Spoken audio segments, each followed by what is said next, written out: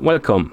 In front of me I have iGPSport LW10 watch, and I'm gonna show you how to change the vibration intensity level on this watch.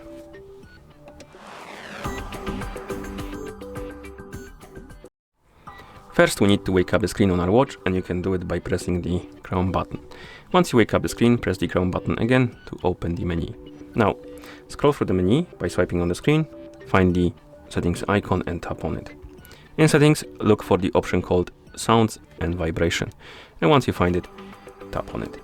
And here you will see the category called vibration, and we have two levels of vibration intensity. We have default and prominent. Select the one you like, and once you're done you can press the Chrome button to go back to watch face, and that's how you change the vibration intensity level on this watch.